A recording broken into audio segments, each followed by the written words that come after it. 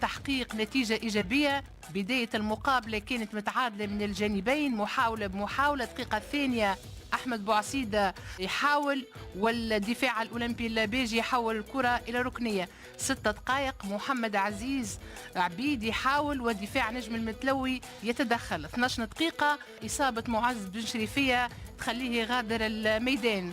المعوض شاهين السماوي. كيما تقول واحد اجتهد وكل شيء باش ديما يبعد على الريسك.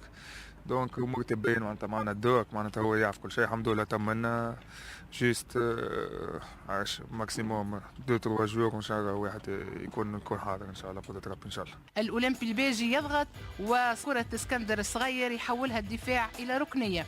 هيثم المحمد يحاول لنجم المتلوي، وسماوي في المتابعة. فرصة 43 دقيقة. دفاع الأولمبي الباجي يتدخل أمام كرة شريف بوديان. أخطر فرصة للأولمبي الباجي لحظات قبل نهاية الشوط الأول. مهيب الشامخ يخرج من مناطقه، وكرة مالك شويخ تخطئ المرمى لينتهي الشوط الأول بالتعادل دون أهداف.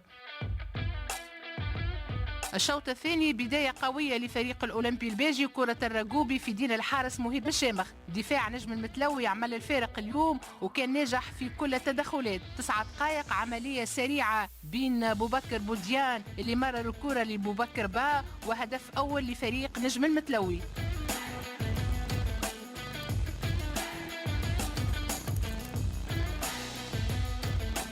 محاولات الأولمبي الباجي المتعدة في كل مرة تنقصها النجاعة ولا التركيز. 12 ركنية، محاولات هجومية للرجوع في اللقاء، وفريق الأولمبي الباجي يعجز هجومه مرة أخرى على إدراك التعادل. فريق اللي كمل اللقاء منقوص من خدمات الرقوبي بعد الإقصاء.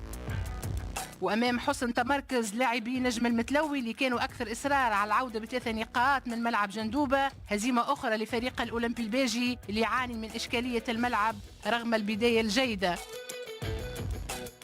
صحيح أنه ما خذيناش حتى نقطة، وكي تشوف